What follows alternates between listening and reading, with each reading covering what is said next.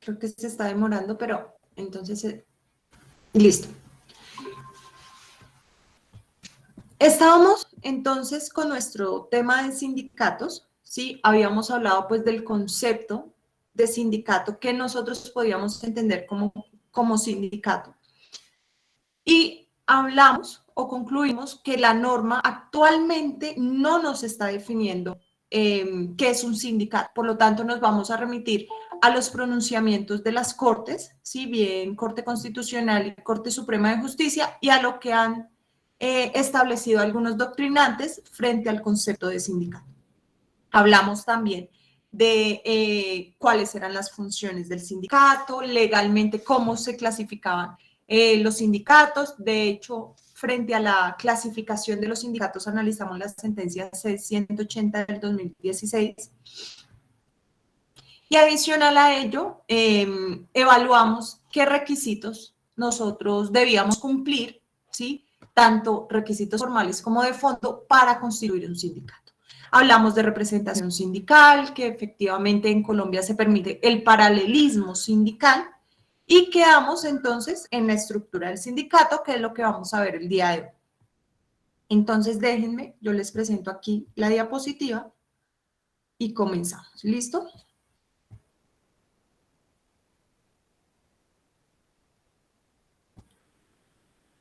Entonces, para finalizar este tema propio del sindicato, vamos a remitirnos al código sustantivo frente a cada uno de los órganos que componen la organización sindical.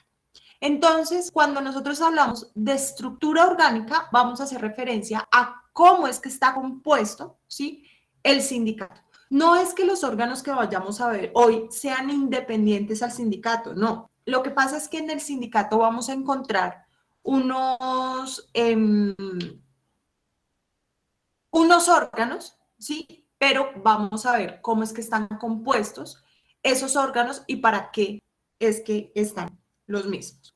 Entonces, el primero, principal, el más importante, es la Asamblea General de Afiliados. ¿Quién es la Asamblea General de Afiliados? Está compuesta por todos los afiliados, todos y cada uno de los afiliados del sindicato, ¿sí? De allí que existan dos tipos de asambleas generales. La asamblea constituyente o de fundación, ¿sí? ¿Quién será la asamblea constituyente de fundación? ¿Quién compone la asamblea constituyente de fundación? ¿Quién piensan ustedes que hacen parte de esa asamblea constituyente?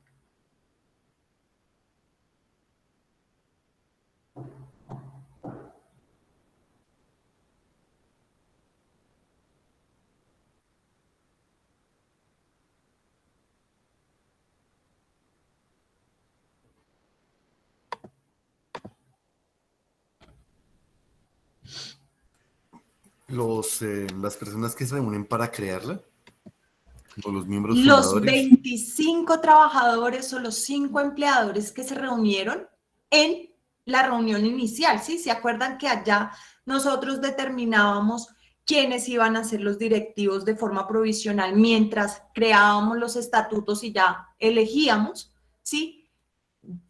Le íbamos a dar el nombre, íbamos a darle nacimiento a nuestra persona jurídica sindicato. Entonces, esos que se reunieron por primera vez, que tuvieron la iniciativa, son aquellos que van a conformar nuestra asamblea constituyente o de fundación.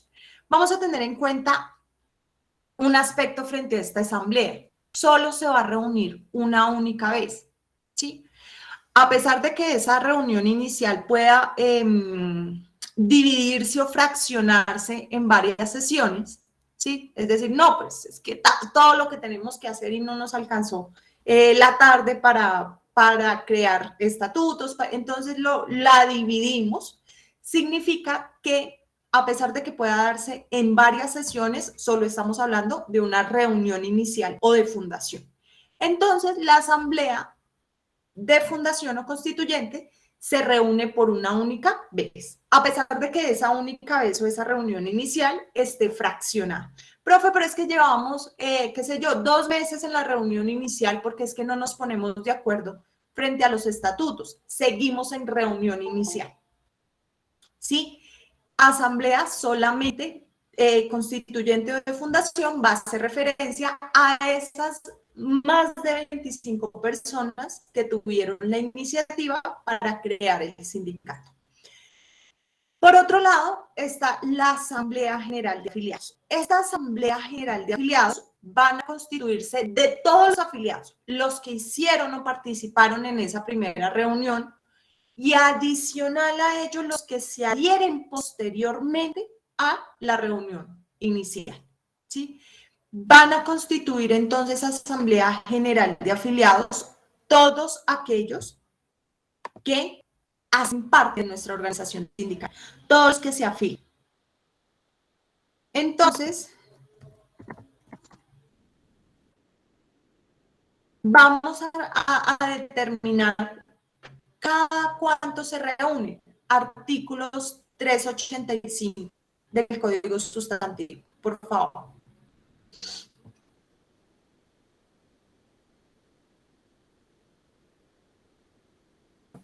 Artículo 385. Reuniones de la Asamblea. La Asamblea General debe reunirse por lo menos cada 6 meses.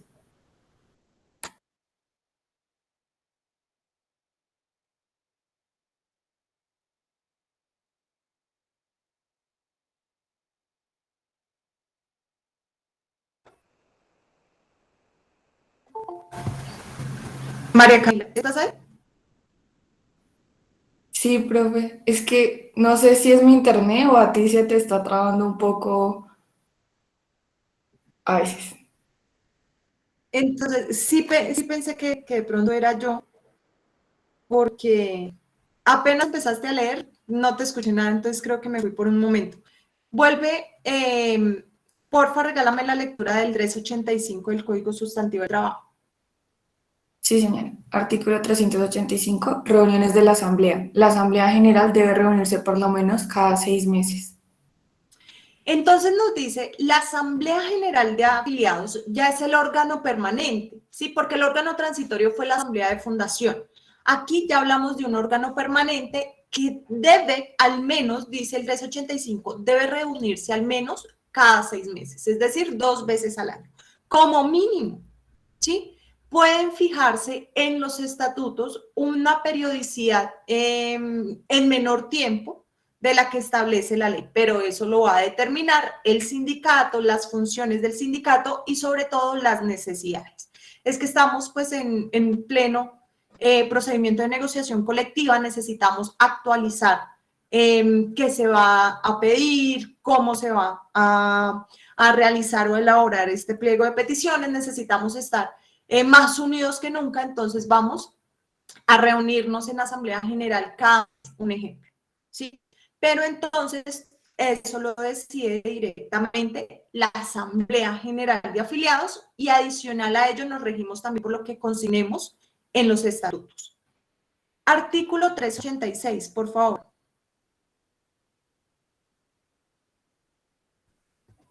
¿Cómo toman las decisiones la Asamblea General? Artículo 386.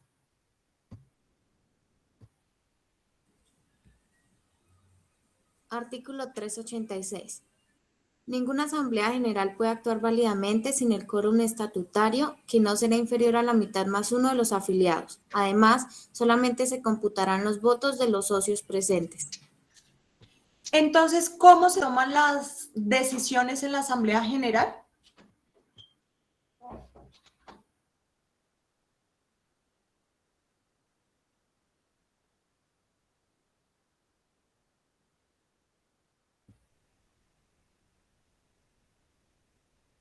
Cuando está el ¿Cómo quórum de la tomamos mitad decisiones? más uno y los votos de Señora. los presentes. Cuando está el quórum de la mitad más uno y con los votos de los presentes. Entonces, para nosotros tomar decisiones como Asamblea General de Afiliados, vamos a tener en cuenta la mayoría simple. Es decir, vamos a establecer primero que haya quórum, ¿sí?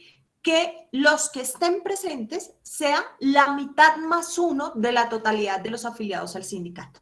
Una vez constituido el quórum, es decir, que estén presente el quórum, vamos a tomar decisión con la mayoría de ese quórum. Es decir, para las decisiones de la Asamblea General no requerimos la totalidad de los afiliados. Requerimos es el quórum, que haya quórum, y vamos a decidir a través de mayoría simple. Artículo 387.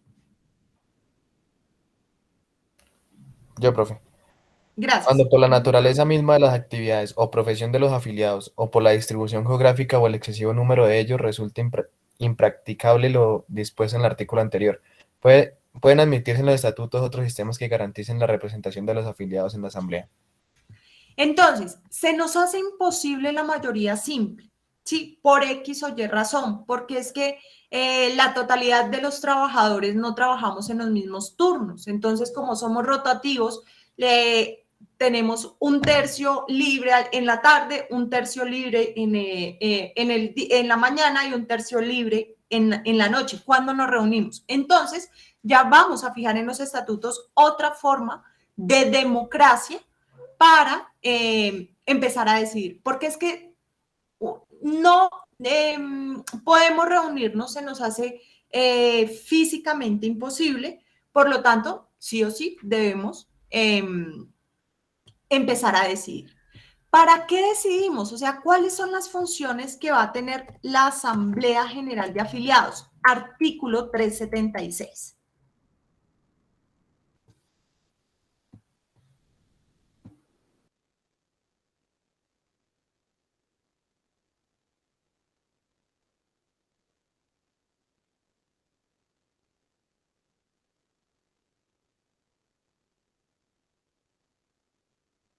Artículo 376 son las funciones exclusivas de la Asamblea General de Afiliados. Por favor, alguien que me regale la lectura. Artículo 376. Son atribuciones exclusivas de la Asamblea. Son atribuciones exclusivas de la Asamblea General los siguientes actos: la modificación de los estatutos, la fusión con otros sindicatos, la afiliación a federaciones o confederaciones y el retiro de ellas, la sustitución en propiedad de los directores que llegaren a faltar y la destitución de cualquier director, la expulsión de cualquier afiliado, la fijación de cuotas extraordinarias, la aprobación del presupuesto general, la determinación de la cuantía de la caución del tesorero, la asignación de los sueldos, la aprobación de cualquier gasto mayor de una equivalencia a 10 veces el salario mínimo mensual más alto, la adopción de pliegos de peticiones que deberán presentarse a los empleados a más tardar 2 meses después, la designación de negociadores, la elección de conciliadores y de árbitros, la votación de la huelga en los casos de la ley, la disolución o liquidación del sindicato. Entonces, para hacer cualquiera de esas funciones, es decir, modificar estatutos, fusionarnos con otros sindicatos, bueno, todos los actos que aparecen en el 376, quien puede hacerlo es la Asamblea General de Afiliados. No lo puede hacer la Junta Directiva, no lo puede hacer el presidente con las facultades que le dio la Asamblea General al momento de designarse la Junta Directiva, no. Es función exclusiva de la Asamblea General. Para nosotros poder hacer cualquiera de estas funciones que nos trae el 376, lo que requerimos es la reunión de la Asamblea General y que cumplamos con lo exigido en el artículo 386. Es decir, que en esa reunión de Asamblea General haya quórum y ahí sí, si hay quórum, podemos iniciar y debatir modificación de estatutos, aprobación del presupuesto, fusión con otros sindicatos, adherirnos a federaciones o confederaciones o retirarnos de ella, que vamos a excluir a un afiliado porque efectivamente sus actuaciones van en contra de los fines específicos del sindicato, entonces lo vamos a excluir, pues vamos a decidirlo a través de Asamblea General y con las reglas propias del artículo 386. Otro miembro, ya que está en segundo lugar, va a ser la Junta Directiva. ¿Qué pasa con la Junta Directiva? Entonces, cuando nosotros hablamos de la Junta Directiva, hacemos referencia a esos miembros del sindicato que nos van a representar. Entonces, vámonos al artículo 388. ¿Qué se requiere para ser miembro de la junta directiva? Artículo 388.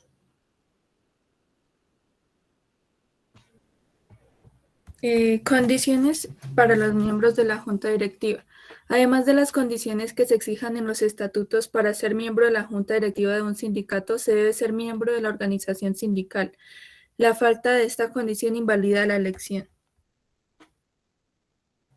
¿Qué nos piden para ser miembro de la junta directiva? Esencial, pertenecer al sindicato. Si no pertenecemos al sindicato, mire, ni se postule como parte de la junta directiva. Primero afíliese y ahí sí evaluamos y vamos a hacer la elección para elaborar, conformar esa junta directiva. Y por otro lado nos dice el 388 nos dice quién determina los requisitos para ser miembro de la junta directiva es la Asamblea General de Afiliados. ¿Por qué? Porque debe estar constituida, o más bien debe estar consignados los requisitos que cada sindicato considere necesarios para ser miembro de la junta directiva. Un ejemplo, junta directiva la primera, que haya pertenecido o que haya participado, perdón, en la reunión inicial. Después de cada junta directiva, un ejemplo, va a operar o va a cumplir funciones cada 2 años, es decir, cada 2 años vamos a elegir nueva junta directiva. ¿Qué requerimos para el cambio de la junta directiva? Que los miembros al menos hayan durado en el sindicato afiliados 2 años, es decir, que lleven afiliados 2 años, puede ser. ¿Dónde consultamos esos requisitos? En los estatutos del sindicato. Y recuerden que quien elabora los estatutos y los modifica es la Asamblea General. Es decir, la Asamblea General de Afiliados nos va a determinar cuáles van a ser los requisitos que nosotros como afiliados vamos a pedir a quienes se presenten para o se postulen para conformar esa junta directiva. Porque la ley lo único que nos pide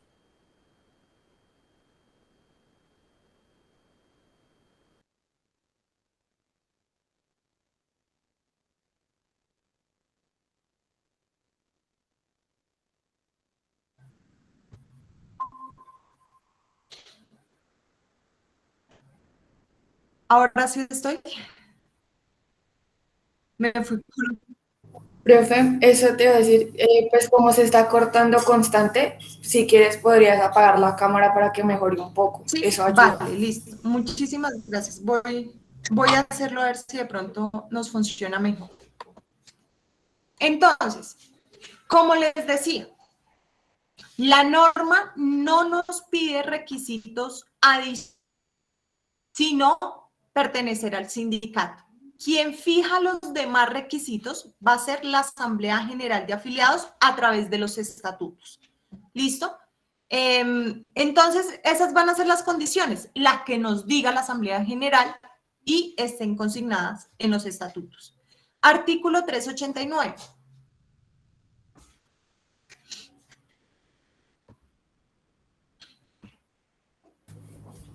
Profe, si quieres yo. Artículo 389, empleados directivos. No pueden formar parte de la junta directiva de un sindicato ni ser designados funcionarios del mismo los afiliados que representen al empleador frente a sus trabajadores ni los altos empleados directivos de las empresas. Es nula la elección que recaiga en uno de tales afiliados y el que debidamente electo entre después a desempeñar alguno de los empleos referidos dejará ipso facto vacante su cargo sindical. Entonces, frente a este artículo 389, diferente al anterior que nos traía un requisito, aquí nos trae una prohibición. Para verificar la prohibición, vayámonos, recordemos ahí sí el artículo 34, 35 del Código Sustantivo. ¿Alguien recuerda quiénes son los representantes de los empleadores? ¿Se acuerdan que eso lo vimos el semestre pasado?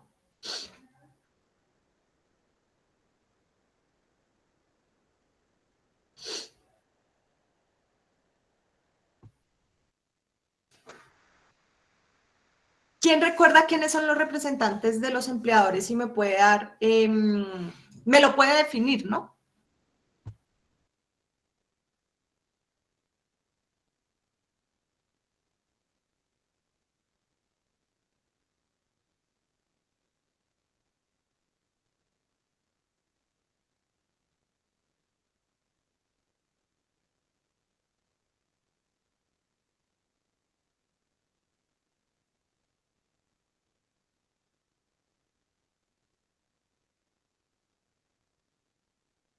¿Alguien lo tiene presente?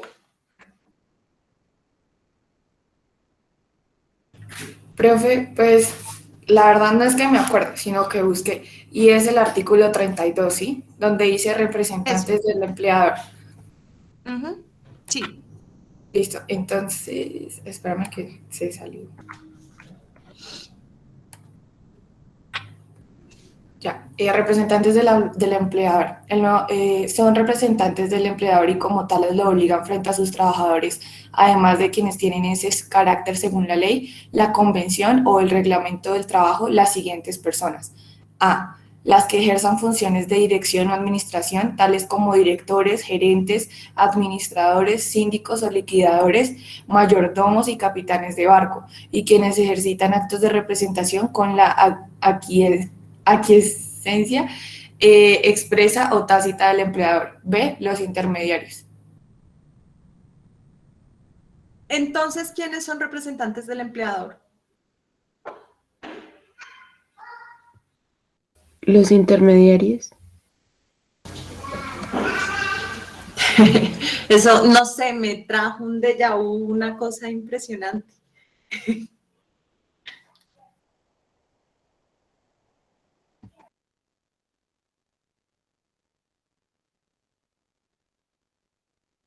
Yo les hacía una pregunta el semestre pasado y era relacionado a lo siguiente. ¿Qué serán los representantes del empleador frente al empleador? ¿Qué condición tienen ellos frente a su empleador?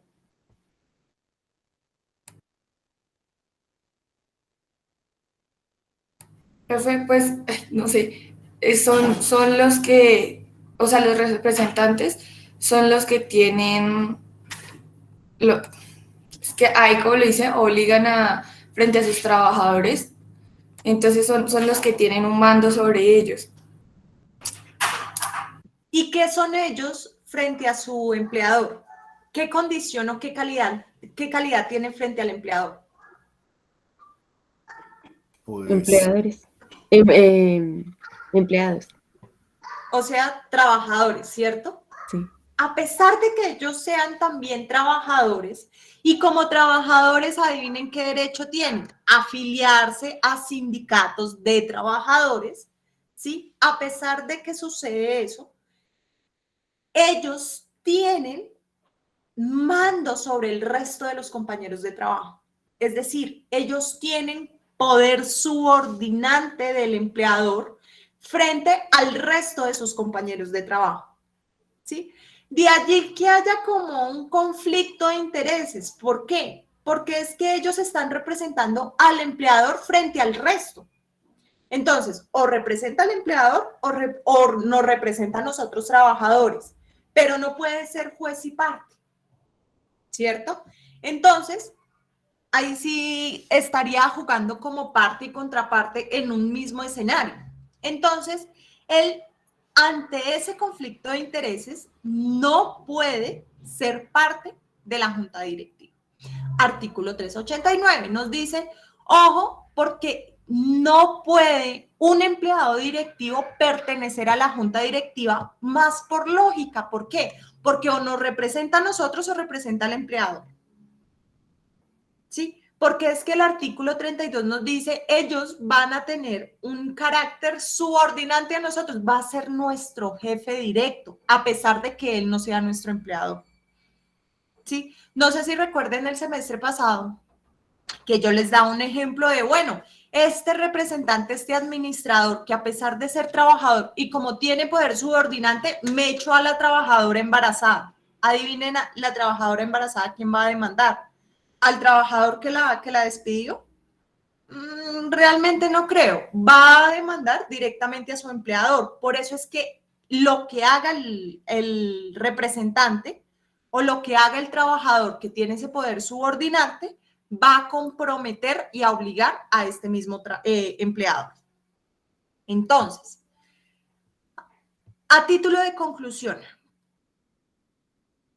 sí o sí, o más bien, no, ningún representante del empleador, es decir, administrador, jefe directo, director, coordinador, que cumpla papel subordinante frente al resto de los trabajadores, no pueden hacer parte de la junta directiva. Y es que miren la parte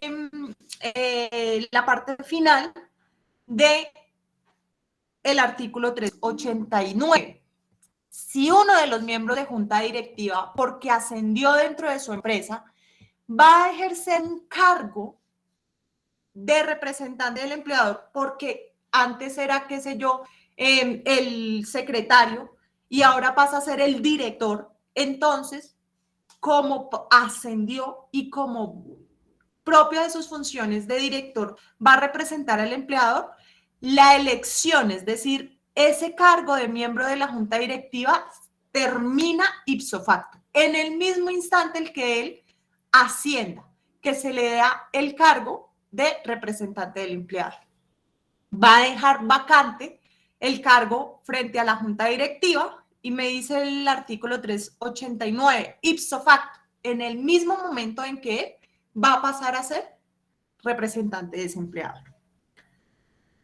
¿Cómo elegimos nuestra junta directiva? Artículo 391.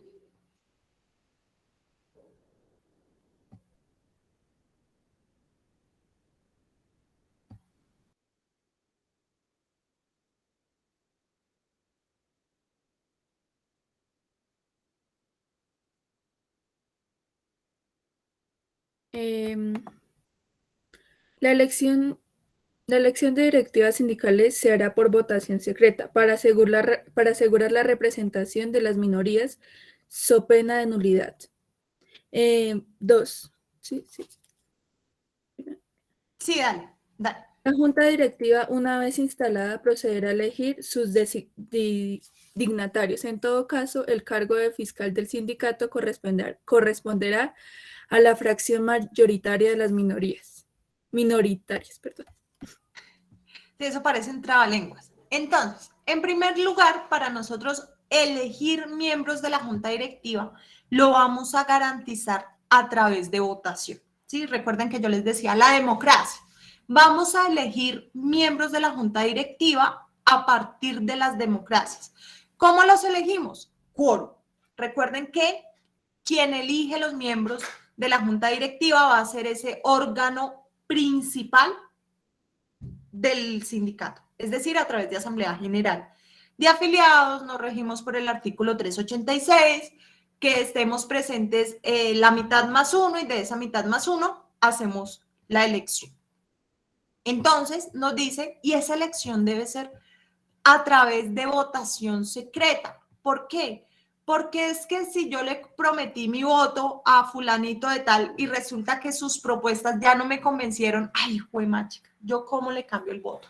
Sí, empiezan a haber roces, empiezan a haber presiones tal vez, y para garantizar una democracia así transparente, la elección la vamos a realizar a través de votación secreta.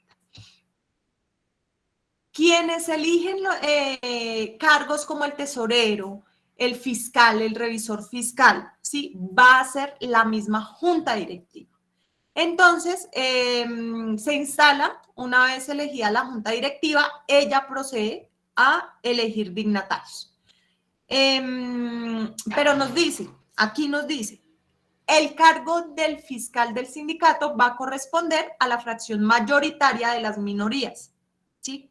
Entonces, ¿cómo debemos interpretar eso? Que vamos a escoger fiscal de acuerdo a aquellos que hayan sido, hayan obtenido la votación minoritaria, ¿sí?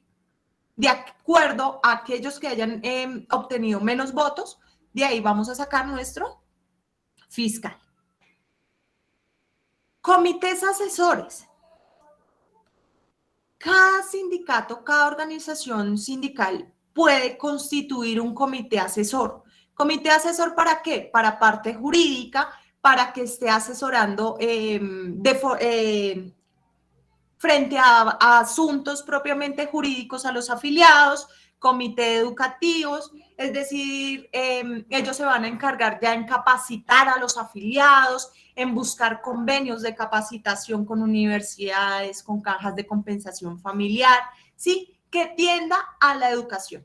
Entonces, los sindicatos pueden crear comités que se vayan a encargar de velar por el cumplimiento de funciones ya o de finalidades ya más específicas del sindicato.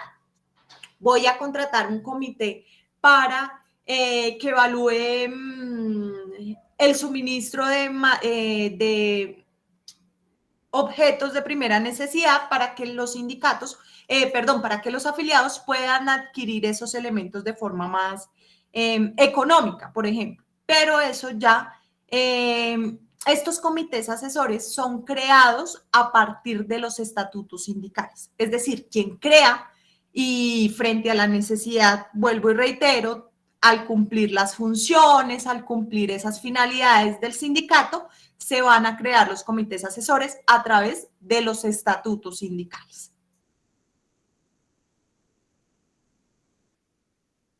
Pueden haber subdirectivas seccionales y comités seccionales en los sindicatos.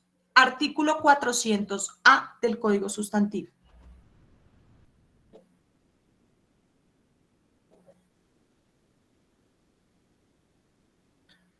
Bueno, este código no me trae el artículo 400A del Código Sustantivo, no sé por qué.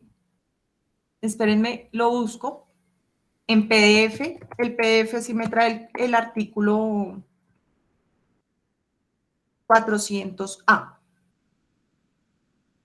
Hay unos códigos, vuelvo y reitero, hay unos códigos que efectivamente no consignan el artículo 400A.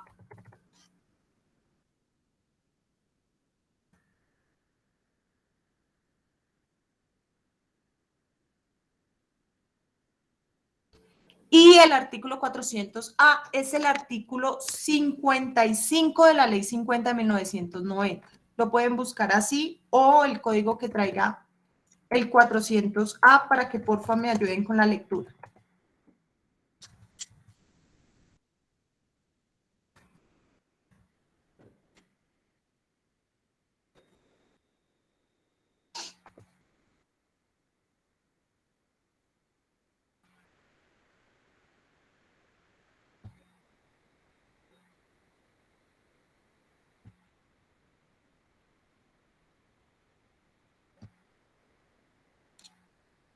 Es el artículo, el código del Senado no trae el 400A. Varios códigos de leyes tampoco lo traen. Entonces, busquémoslo por la ley 50 de 1990 en su artículo 55. ¿En que uno ya no se puede confiar en estos códigos?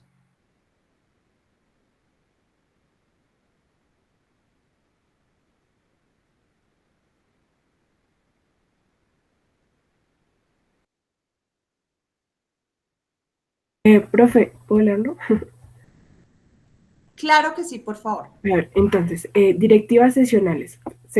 Todo sindicato podrá prever en sus estatutos la creación de subdirectivas seccionales en aquellos municipios distintos de su domicilio principal y en el que tenga un número no inferior a 25 miembros. Igualmente, se podrá prever la creación de comités seccionales en aquellos municipios distintos al del domicilio principal o del domicilio de la subdirectiva y en el que se tenga un número de afiliados no inferior a 12 miembros.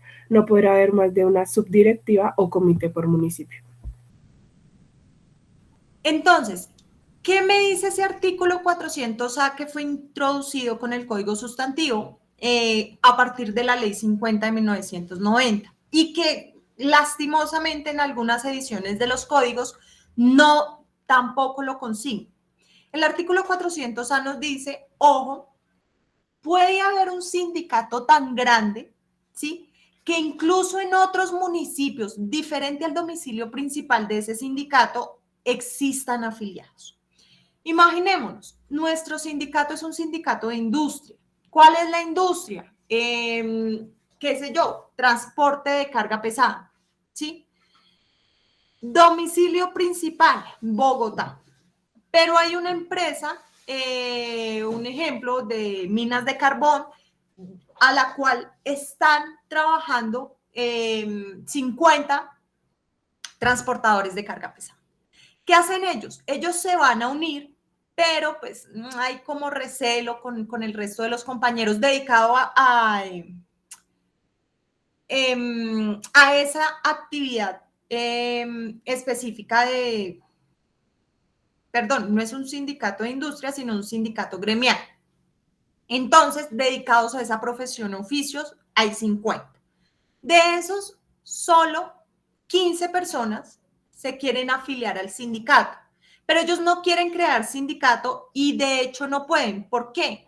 Porque el número mínimo es de 25 y solo hay 15 que se quieren afiliar. Entonces, lo que vamos a crear en ese municipio, ellos se van a afiliar al sindicato que tiene su sede principal en Bogotá y lo que vamos a crear en este municipio va a ser un comité seccional.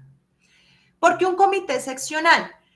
Porque el número de afiliados a ese sindicato que tiene el domicilio principal en Bogotá supera apenas los 12 afiliados, pero no mayor a 25. Entonces lo que creamos es un comité seccional para que ellos tengan sus propios directivos y los directivos se estén comunicando de forma directa con la representación del sindicato en la sede principal. Es como esas secciones o esas subdirectivas, ¿sí? Porque también pueden haber subdirectivas, que podemos encontrar en las empresas. Ay, es que la empresa es grandísima, el domicilio principal lo tienen en Antioquia, pero tienen sedes en Boyacá. Entonces, ¿qué hace la empresa?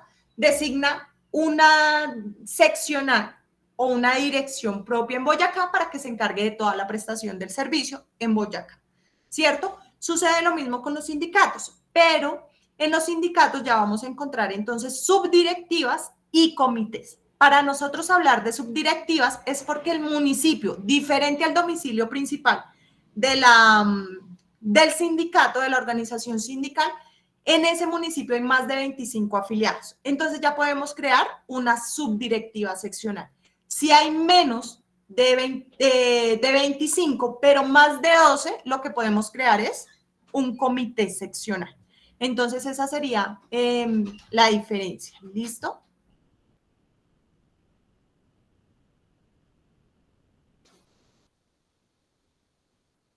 Entonces, Profe, qué déjenme. pena. ¿Podrías volver a repetir si están los 25, si hay 25 trabajadores afiliados, se crea un comité o se crea Se crea una subdirectiva. Ah, Si hay ok. más de 25, o sea, el número mínimo para crear subdirectiva es 25. Si hay un número inferior a 25, pero mayor a 12, entonces lo que se crea es un comité seccional. ¿Y cuál es la diferencia? La representación de la subdirectiva o del comité. Por favor, alguien que me colabore con el artículo 391.1.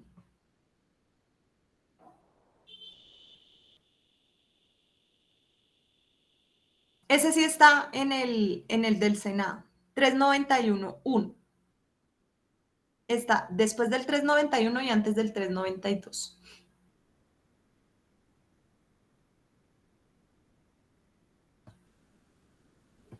Yo, profe.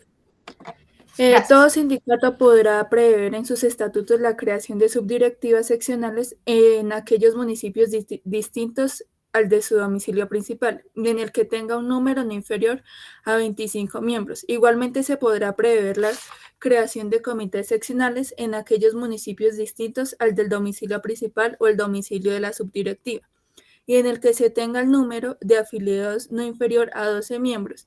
No podrá haber más de una subdirectiva o comité por municipio. No, ese no era el que quería que leyéramos. Regálame 5. Lo busco por acá. ¿El de elección de directivas? Pero ese ya lo leímos. No.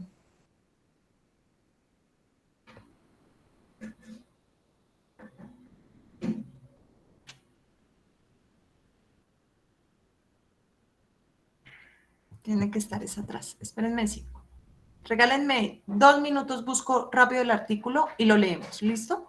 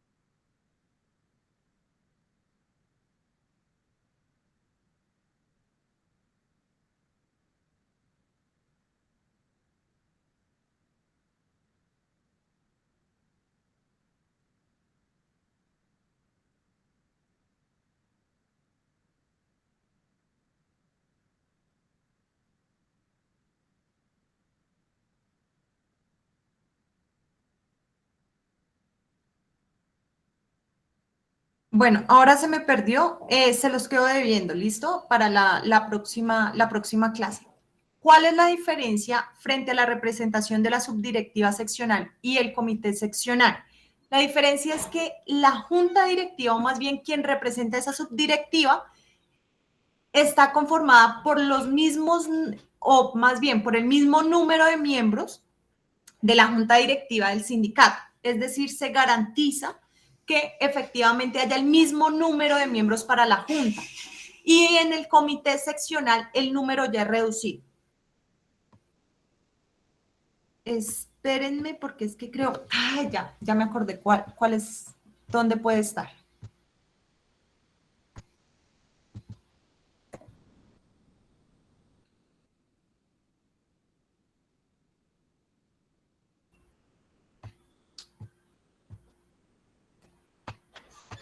Ay, regálenme 5, que creo que ya me acordé.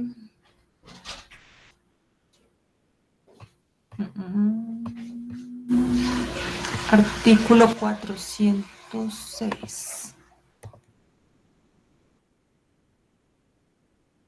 Listo. Artículo 406, literal C.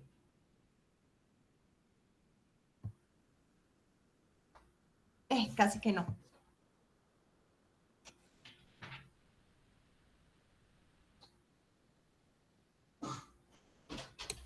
Profe, ¿lo leo? Gracias.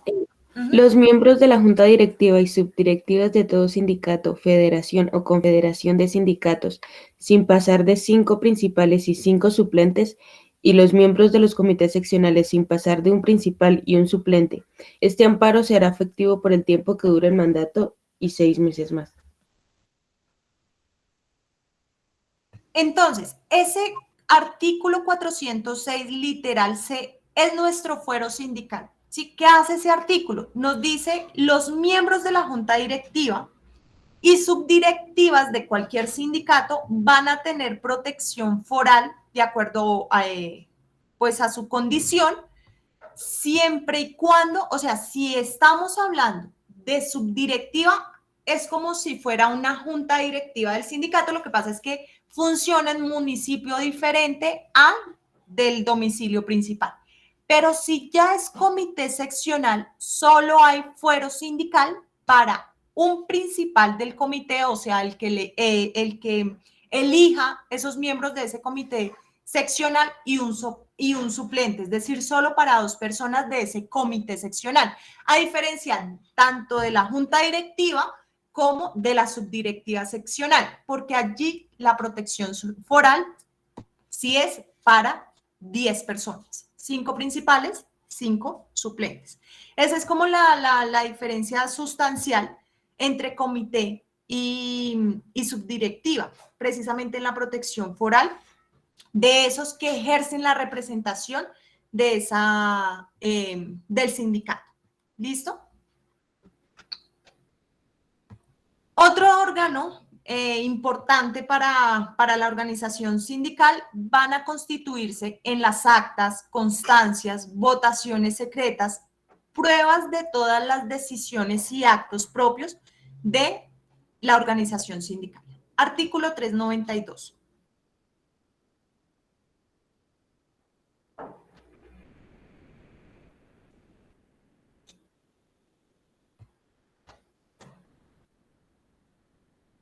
Bueno, constancia en el acta de votación secreta, tanto en las reuniones de la Asamblea General como de la Junta Directiva, cualquiera de los miembros tiene derecho a pedir que se hagan constar en el acta los nombres de los que estén presentes en el momento de tomarse una determinación y a pedir que la votación sea secreta. La no aceptación de una u otra solicitud vicia de nulidad el acto o votación.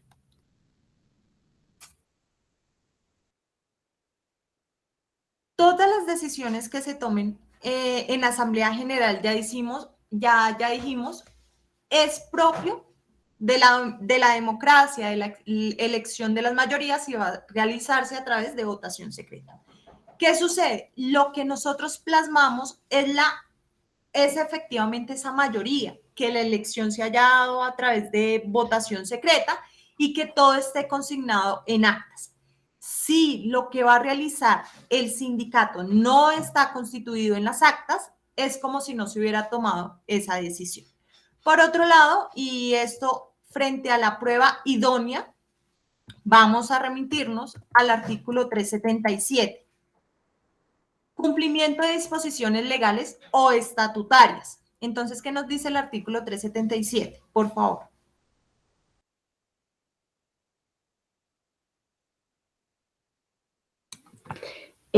Dice, prueba del cumplimiento de disposiciones legales o estatutarias. El cumplimiento de la norma consignada en el artículo que antecede, así como el de las demás disposiciones legales o estatutarias que requieren un procedimiento especial o una mayoría determinada, se acredita con la copia de la parte pertinente del acta de la respectiva reunión.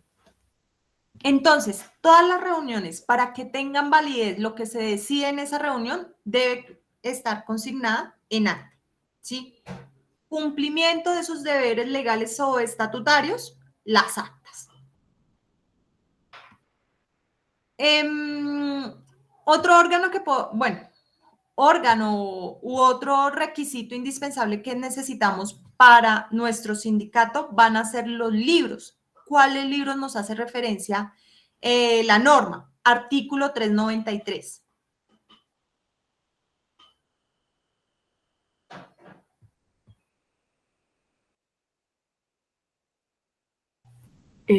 Dice, artículo 393. Todo sindicato debe abrir tan pronto como se haya suscrito el acta de fundación y se haya suscrito el acta de fundación, además posicionado la Junta Directiva Provisional por lo menos los libros siguientes: de afiliación, de actas de Asamblea General, de actas de la Junta Directiva de inventarios y balances y de ingresos y de egresos. Estos libros serán previamente registrados por el inspector del trabajo respectivo y foliados y rubricados por el mismo en cada una de sus páginas.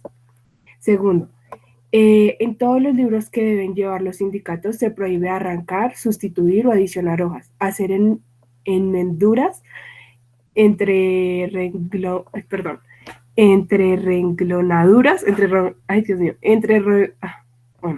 renglonaduras, raspaduras o tachaduras. Cualquier omisión o error debe enmendarse mediante anotación posterior.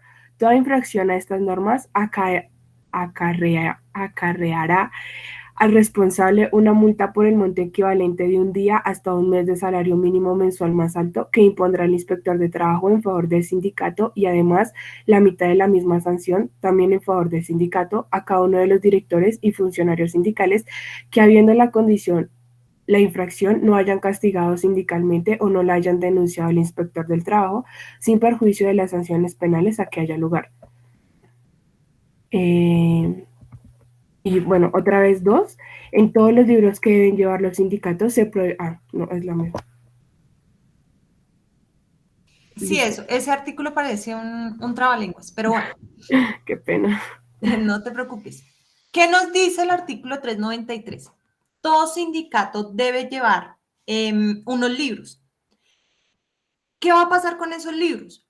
Los vamos a registrar ante el inspector del trabajo. ¿Por qué? Porque él va a foliar los libros y va a plasmar su firma en cada una de las páginas. ¿Para qué? Para evitar que sean arrancadas, que sean sustituidas,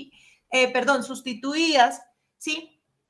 Él va a generar ese control a través de la foliatura y de la firma, ¿sí?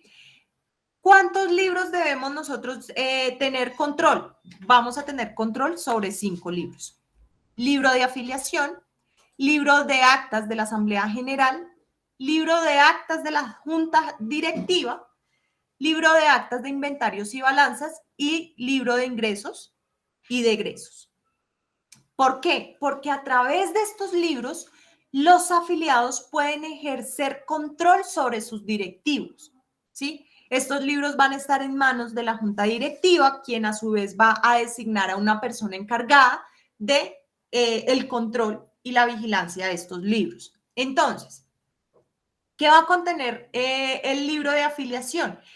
Cuáles trabajadores están afiliados o cuáles miembros del sindicato están afiliados, cuándo se excluyen, cuándo se retiran, ¿sí?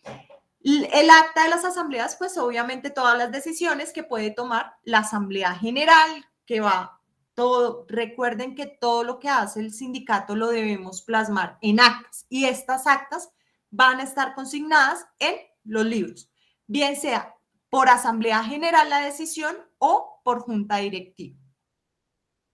¿Qué tenemos nosotros? ¿Qué bienes tenemos? ¿Cuál es el inventario? ¿Cuáles son los balances? ¿Sí? Libro de inventarios y balances y obviamente el libro de ingresos y egresos.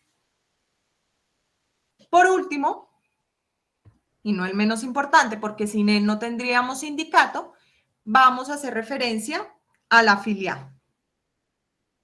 Nosotros frente a los afiliados, entonces va a ser obviamente todas esas personas naturales que se adhieren al sindicato, que ingresan al sindicato, van a tener la calidad de afiliados. Pero cuando nosotros hablamos de afiliados, ¿sí? Podemos hacer énfasis a 3 tipos de afiliados. Por un lugar van a estar los afiliados fundadores, que son aquellos que participan en esa reunión de fundación o en esa reunión inicial, ¿cierto?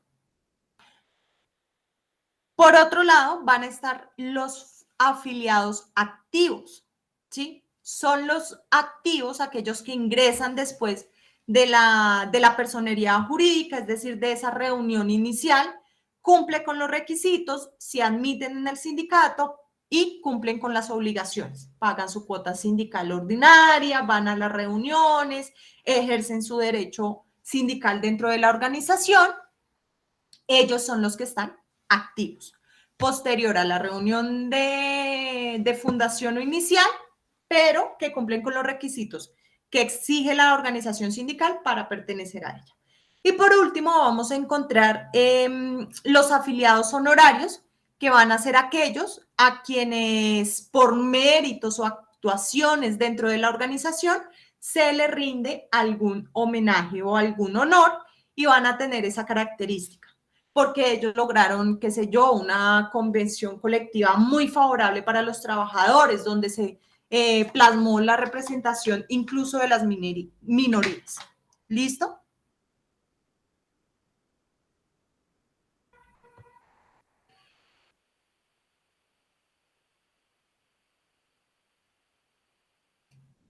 Entonces, ¿cuáles van a ser los derechos de cualquier afiliado? Usar los bienes sociales, defender sus intereses individuales y hasta los colectivos, ¿sí? Porque hablemos de que estamos frente a una unión de trabajadores o frente a una unión de un grupo de personas y por lo tanto hablamos de colectividad y vamos tal vez a tener intereses colectivos también. Vamos a participar en las asambleas generales, pero ojo, la participación es con voz y voto, ¿sí? Podemos exigir fiscalización de las cuentas, revisar los libros de los que acabamos de hablar. Podemos postularnos a cargos directivos y comités, ¿sí? O bien sea a la junta directiva o a la subdirectiva seccional o al comité seccional. Vamos a utilizar los servicios que proporcione el sindicato, ¿sí? Bien sea de protección, de asesoramiento, de capacitación, todos los servicios que sean ofrecidos por la organización sindical.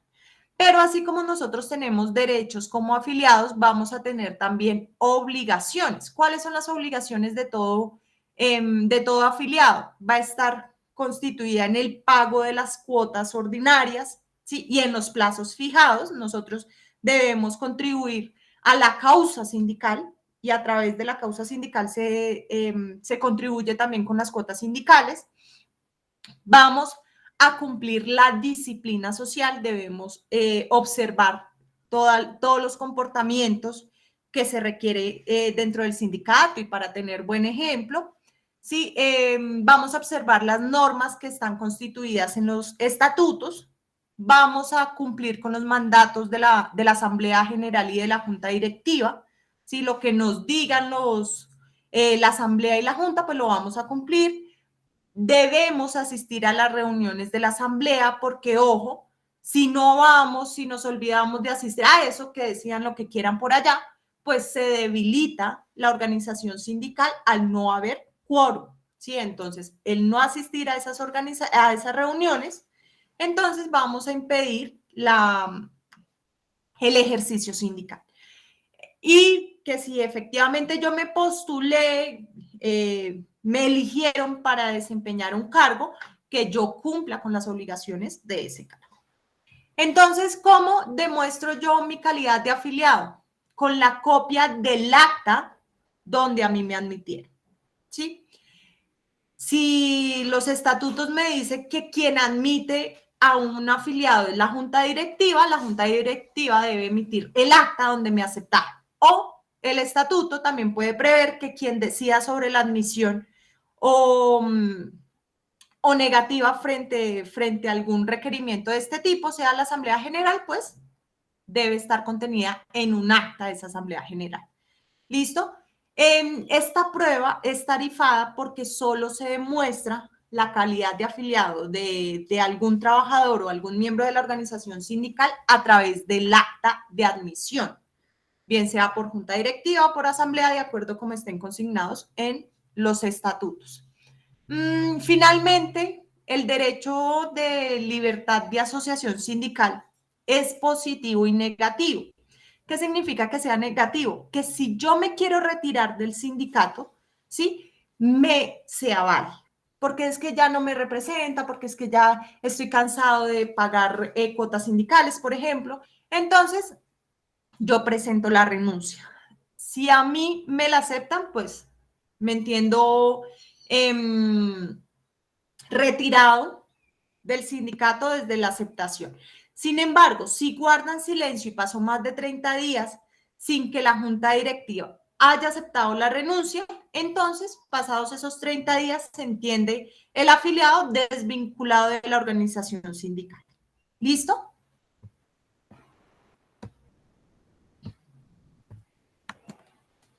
¿Hay alguna pregunta?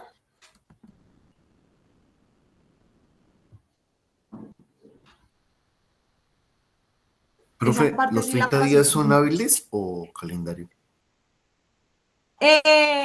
La norma nos dice 30 días, entonces entendámoslos como 30 días hábiles. Sin embargo, por regla general, al momento de presentarse la renuncia, lo que hace la Junta Directiva es aceptar esa renuncia. Entonces no le ponen como mucho cuidado a eso. Sin embargo, si no hay aceptación expresa, pasados los 30 días se entienden desvinculados y como consecuencia, pues no tendrá obligación de cumplir con esos deberes sindicales, o más bien de seguirlos cumpliendo.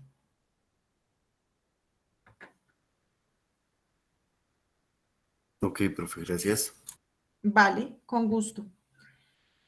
Entonces, chicos, ¿hay voluntarios para el análisis de la sentencia?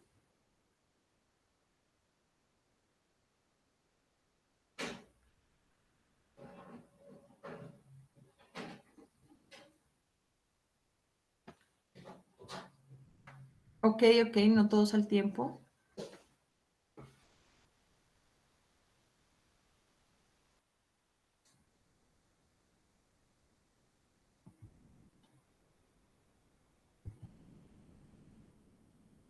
Entonces, por favor, un número. Juanita.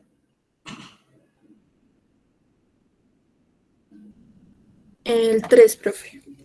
3. Laura, porfa, regálame un número. Laura Tatiana. El 20, profe. ¿Sí se puede el Entonces, 20? Sí. regálenme 5 que me está cargando en la lista.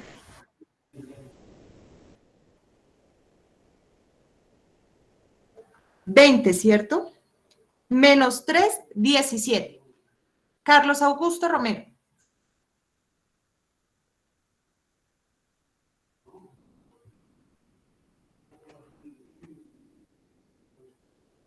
Carlos, ¿estás ahí? Creo que nos abandonó. Ah, ahí llegó. Carlos.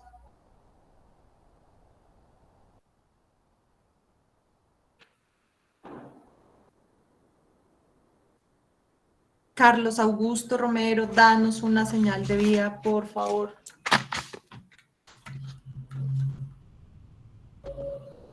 Bueno, creo que no está. Magali, regálame un número, por favor. El 15. 15. Y vamos en 17. 17 menos 15, 2. Diana Victoria Barrera.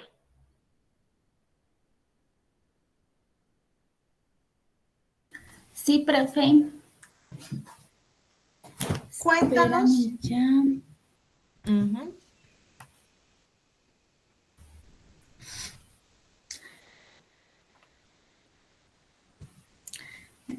Identificación de la sentencia. 619 del 2016. Fecha. Bogotá, 10 de noviembre del 2016. Magistradas ponentes. Gloria Estela Ortiz Delgado. Espérame, bajo acá. Sala de decisión, la Sala Quinta de Revisión de Tutelas de la Corte Constitucional. Accionante. Presentado por Edgar Agustín Hernando Sanabria en representación del Sindicato Único de Trabajadores. Accionado, Laboratorios de Chalbert de Colombia. Entonces, lo que hace este señor es representar a la organización sindical que se llama ¿cómo? Laboratorios Chalbert de Colombia. Organización sindical que se llama ¿cómo? Ya, profe, me confundí. Sindicato Único de Trabajadores de Laboratorios. ¿Sí? Chalbert, o sea, Sintra Chalbert. ¿Cierto? Sí, señora. Sintra Chalbert. ¿Qué pasó? Porque es que ellos instauran, o más bien el sindicato instaura la acción de tutela. porque no se cumplió, ¿cómo se llama? No se cumplió el pacto y porque además, o sea, hubo, sí, por decirlo así, discriminación porque se le subió el salario a los que no hacían parte del sindicato y a los que hacían parte del sindicato no se les subió. Entonces, pues, por ahí inició el problema porque se le vulneró esos derechos. Cuéntame el chisme completo porque yo no me he leído la sentencia. Cuéntame el chisme. Ahí sí no lo entiendo como a medias, porque es que le bajaron el sueldo, porque es que le subieron a uno y a los otros no. Cuéntame el chisme completo. Bueno, el actor manifiesta que el 11 de diciembre del 2015 el sindicato celebró una asamblea en la cual se decidió denunciar la convención colectiva de trabajo pactada. No me leas. Fue un resumen que hice, profe. Okay. Bueno, pactada entre el peticionario y la empresa accionada, la cual estaría vigente desde el 1 de enero del 2013 hasta el 31 de diciembre. Ya después, el 16 de diciembre, el accionante efectuó la denuncia contra la convención colectiva y el 8 de febrero, pues se presentó el pliego de peticiones.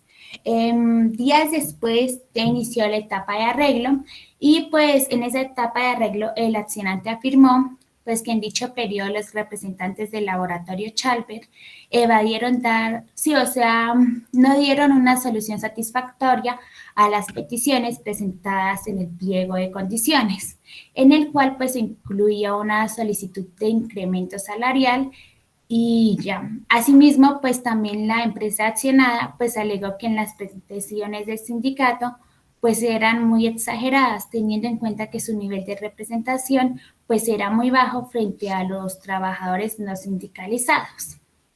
Entonces regálame, mira a lo que yo te digo, échame el chisme, ¿sí? Imagínense que había una empresa, en la empresa había una convención colectiva, ¿sí? Estaba rigiendo una convención colectiva. El sindicato denuncia la convención colectiva, es decir, el sindicato le dice al empleador, yo no quiero que me rija más esta convención colectiva y producto de esa denuncia presentan un nuevo pliego de peticiones. ¿Qué hace la empresa? ¿Qué hace el empleador? El empleador dice, bueno, presentado el pliego de peticiones, lo correcto es entrar a negociar de forma directa a través de la etapa de arreglo directo, no hay acuerdo, ¿sí? Como no hubo acuerdo, entonces dice la empresa que está en discusión lo que ellos están solicitando. ¿Qué están solicitando? O más bien, la inconformidad principal que hay en esta acción de tutela es un incremento salarial. Ellos piden X incremento, la empresa les dice, ustedes son muy exagerados, no le vamos a dar el incremento. Aparte de que producto de la convención colectiva, de la denuncia de la convención colectiva, Laboratorios Chalper, es decir, el empleador, deja de cumplir la convención colectiva, ¿sí? Producto de eso dice, y como el incremento salarial está en discusión, yo le aumento el salario a todos los trabajadores no sindicalizados, porque los sindicalizados todavía estamos en veremos mientras desarrollamos el proceso de negociación colectiva. Ese fue el conflicto principal, ojo, no todo el conflicto principal de esta acción de tutela. ¿Qué pasó en primera y segunda instancia, Diana? En primera instancia, el juez municipal, entonces, pues, digamos que le dio la razón, pues, al sindicato. Entonces, pues, la empresa, la accionada, digo, entonces apeló. Y en segunda instancia, el tribunal, pues, dijo de que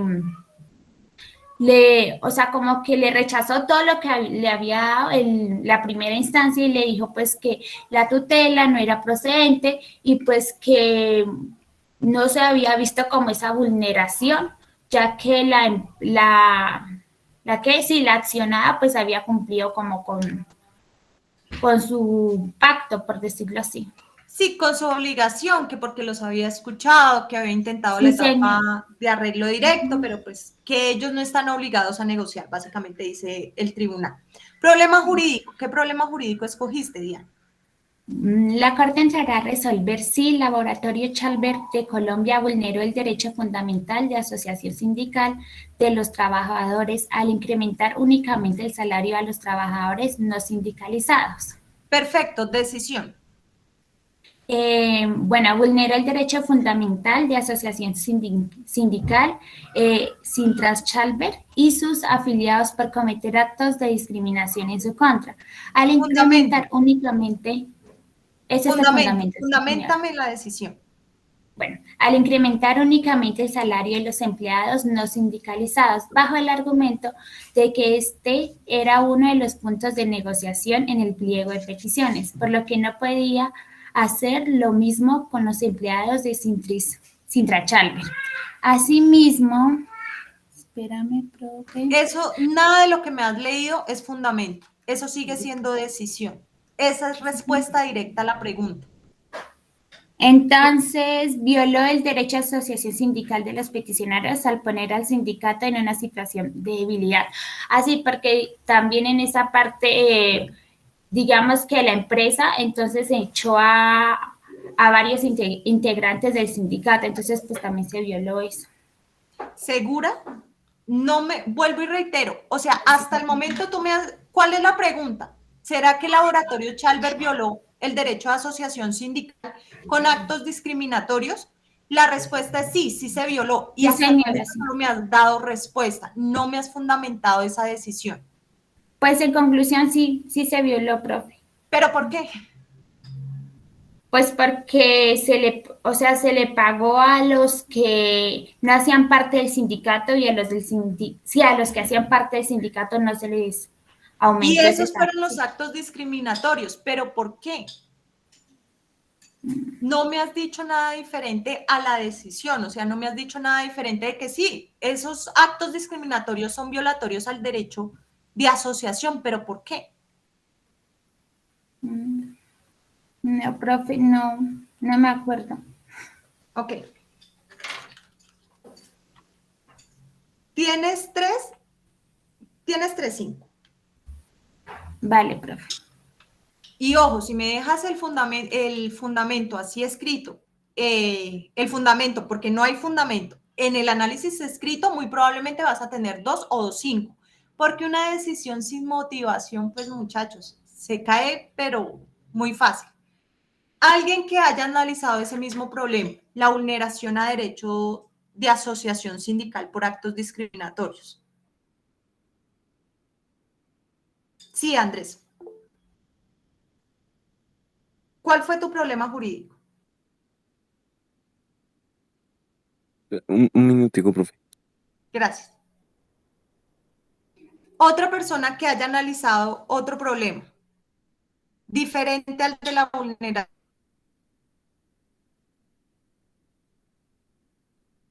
de derecho a asociación sindical.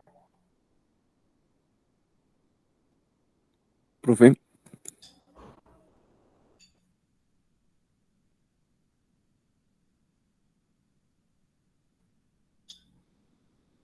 Bueno, Andrés, cuéntame.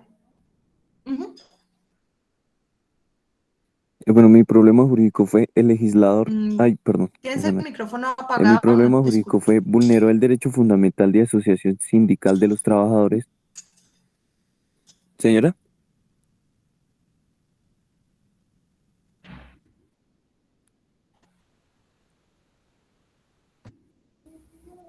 Yo sí escucho a Andrés, profe, desde que inició a hablar. Entonces, sí, me apareció el herrero, yo no lo escuchaba y aparte lo empecé a escuchar, fue entrecortado. Ahora sí creo que ya mejoró. Andrés, porfa. Bueno, entonces mi problema jurídico fue vulneró el derecho fundamental de asociación sindical de los trabajadores de Sintra Chalbert, Laboratorio Chalbert de Colombia, y es válida la legitimación por activa de las organizaciones sindicales para interponer la acción de tutela. Ojo ahí que hay una indebida acumulación de problemas, una cosa impresionante. ¿Sí? Me estás mezclando los dos problemas jurídicos.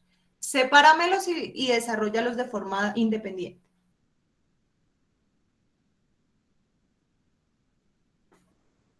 O sea, En derecho hago dos procesal, preguntas respecto a... sí, en derecho procesal hay una figura que se llama la indebida acumulación de pretensiones y por eso se les puede estar cayendo un proceso por indebida acumulación de pretensiones. Entonces, ojo con estar acumulando los problemas. ¿Listo? Sepárame los problemas y desarrollámelos uno por uno. Bueno, el primero es si se vulneró el derecho de asociación por parte de asociación sindical por parte del laboratorio Chalber de Colombia, pues hacia el sindicato Sintra Chalber. Entonces el segundo problema que yo encontré es si era válida la legitimación por activa. Déjame solamente el primer problema y le damos la oportunidad a María José de desarrollar el segundo problema. ¿Listo? Listo, profe. Uh-huh. Entonces, para mí el fundamento jurídico de, de la Corte para haber tomado la decisión de que, bueno, sí se había violado este derecho, fue que el trato eh, constituye una vulneración al derecho fundamental de asociación porque cometieron actos de discriminación y deslegitimaron la asociación sindical, porque, por ejemplo, el hecho de que les bajaran el precio o que los coactaran para que las personas del sindicato renunciaran o no se quisieran unir, pues era una violación al derecho colectivo. Em, el desincentivar, bueno, yo coloqué con el fundamento que hizo la Corte porque había hecho un recorrido jurisprudencial, entonces yo coloqué que constituye una vulneración al derecho fundamental de asociación sindical y al derecho de la igualdad por ser un acto discriminatorio porque se dirigía a desincentivar la afiliación al sindicato y promover el retiro del mismo. Ese era el Bueno, fundamento jurídico. Ese era el fundamento jurídico. ¿Por qué? Porque al incrementar los salarios a todos aquellos que no hicieran parte del sindicato, promovía la desafiliación masiva. Y al promover la desafiliación masiva, el sindicato corría el riesgo de quedar con afiliados inferiores al número exigido por la ley. ¿Cierto? Que era lo que estaba pasando. Los afiliados se estaban retirando del sindicato porque les iba mejor con las prebendas que estaba dando en este caso el empleador, les iba mejor retirarse que quedarse. ¿Sí? Entonces, esos actos de subir el salario a trabajadores no sindicalizados con relación a los trabajadores que pertenecían al sindicato eran actos discriminatorios. O sea, la decisión está bien si efectivamente vulnera el derecho de asociación sindical, pero ¿por qué? Porque esas actuaciones que atentan el derecho sindical van tendientes a la desafiliación y a la poca afiliación. Obviamente, si yo estoy dentro del sindicato me desafilio o si estoy por fuera, pues obviamente yo no me voy a afiliar jamás al sindicato, precisamente por esas actuaciones. Muy bien, Andrés. María José, ahora sí cuéntame. Bueno, pues yo, como te dije al principio de la clase, lo relacioné también con el tema de la clase de la semana pasada.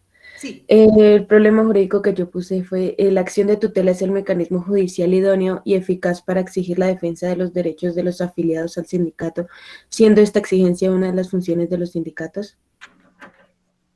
Dale. No sé. Bueno, en cuanto al fundamento, se refería a la Constitución política que decía que el derecho a que tiene toda persona a reclamar ante los jueces por sí misma o por quien actúa a su nombre la protección inmediata de los derechos fundamentales. También señalaba el artículo 4 de la Constitución que establece que la acción de tutela solo procederá cuando el afectado haya agotado todos los mecanismos de defensa judicial, salvo que el amparo sea utilizado como mecanismo transitorio para evitar la ocurrencia de un perjuicio irremediable. Yo en el fundamento también señalé la norma que decía que en el inciso 2 del numeral 2 del artículo 354 del Código Sustantivo del Trabajo expone los actos que vulneran el derecho de asociación sindical y que hacen procedente la acción de tutela. Mencionaba que en primero era obstruir o dificultar la afiliación de los trabajadores a una organización sindical mediante promesas o condicionar la afiliación a la obtención o conservación del empleo o el reconocimiento de mejoras o beneficios. En segundo, despedir o modificar las condiciones de trabajo de los empleados con fundamento en la realización de actividades encaminadas a la creación de organizaciones sindicales. En tercer lugar, negarse a negociar con los sindicatos que hubieran presentado sus peticiones de conformidad con los procedimientos establecidos en la ley. En cuarto lugar, despedir, suspender o modificar las condiciones de trabajo del personal sindicalizado con el fin de impedir o difundir el ejercicio del derecho de asociación. En quinto lugar, adoptar medidas de represión contra los trabajadores por haber intervenido en investigaciones administrativas tendientes a comprobar la vulneración del artículo. El artículo 354 del Código Sustantivo del Trabajo. También, pues, señalé la sentencia. Pues es que habían varias sentencias, pero pues como no iba a poner todas. Recuérdame, También María señalé. José, el problema. La acción de tutela es el mecanismo judicial idóneo y eficaz para exigir la defensa de los derechos de los afiliados al sindicato, siendo esta exigencia una de las funciones de los sindicatos. Bueno, ojo, quien ejerce la protección en esta acción de tutela no son los afiliados. ¿Quién ejerce la protección de la acción de tutela?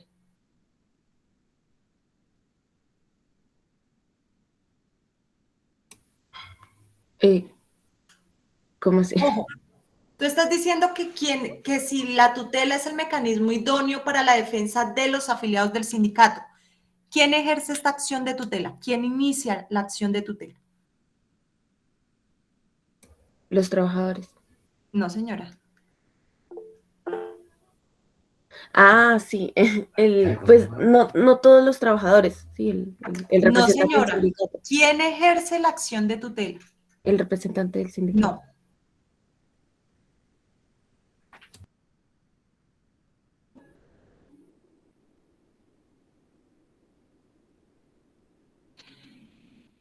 Yo soy representante judicial.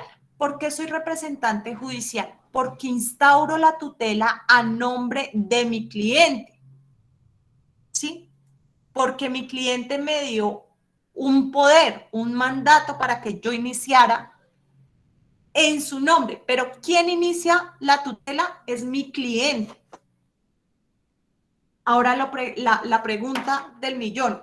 ¿Esta acción de tutela, quién la inició? Sintrachalver, es decir, el sindicato. Sí, la pudo haber escrito obviamente el representante legal, él la instauró, pero quien inicia la acción no son los afiliados ni es el representante, es el sindicato. ¿Sí? Ese es el accionante. No el señor Edgar, no, es el sindicato. Entonces, ojo, primer error en el problema. ¿Sí? ¿Por qué? Porque el problema ideal debe ser la acción de tutela, es el mecanismo idóneo para defender el sindicato, sus derechos de asociación sindical. Ahí sí ya la cosa me cambió. Y ojo, porque el fundamento que me estás dando es más frente al problema de Andrés Felipe, frente al problema de asociación sindical. ¿Listo? Entonces, ojo con eso, ojo con eso. Tienes 4, ¿listo? Pero sí, muy buen intento. O sea, válido completamente. Pero entonces, ojo con esas precisiones. Andrés, ahora sí te escucho en tu otro problema. Listo, profe. Entonces, la Corte Constitucional arguyó que las personas jurídicas representan en los sindicatos. Problema. Léeme por favor Perdón. el problema porque no Perdón. te lo dejé leer. ¿Es válida la legitimación por activa de las organizaciones sindicales para interponer la acción de tutela? Perfecto. Ojo, aquí quien interpone la acción de tutela, reitero, es el sindicato. ¿Por qué? ¿Qué nos decía el artículo que nos leyó María José? Las personas pueden ejercer acciones. El sindicato no por ser una ficción jurídica significa que no sea persona. Él es una persona, lo que pasa es que es una persona jurídica. ¿Mm? Entonces, al ser persona, puede instaurar acción de tutela y en este caso es el sindicato quien la instaura. Ahora sí, Andrés, perdona, fundamento. Listo, entonces la Corte arguyó que las personas jurídicas están legitimadas para solicitar el amparo constitucional. Bueno, ella hace un recorrido por la jurisprudencia porque estos pueden, primero, están subordinados y segundo, representan las garantías de los trabajadores para promover mejores condiciones laborales, en particular las de manera colectiva. Entonces, al ser una persona jurídica y tener esas condiciones que cada jurisprudencia había explicado, entonces sí tienen la capacidad de solicitar el amparo. Exactamente lo que les estaba diciendo. Pero entonces, ojo, complementalo porque una acción de tutela siempre está legitimado quien se le ve afectado a un derecho fundamental y el derecho de asociación sindical, sin lugar a dudas, es un derecho fundamental. Ahí sí es como más tema constitucional, pero sí es válido. ¿Listo?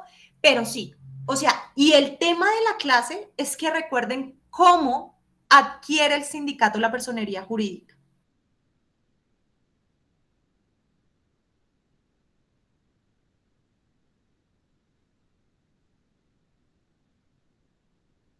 ¿Cómo es que adquiere el sindicato la personería jurídica?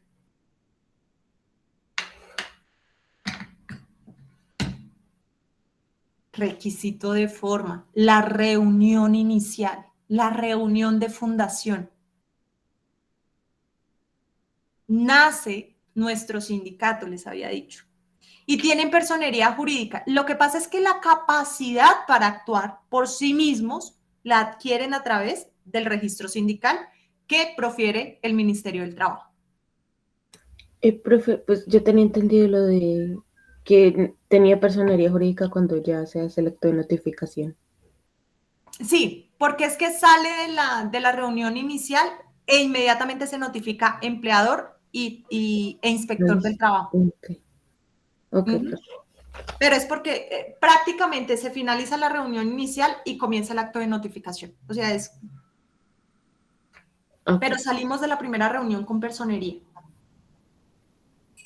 Bueno, profe. Lo que hacemos es notificar de la existencia. ¡Ay! ¿Cómo notificamos que una persona nació?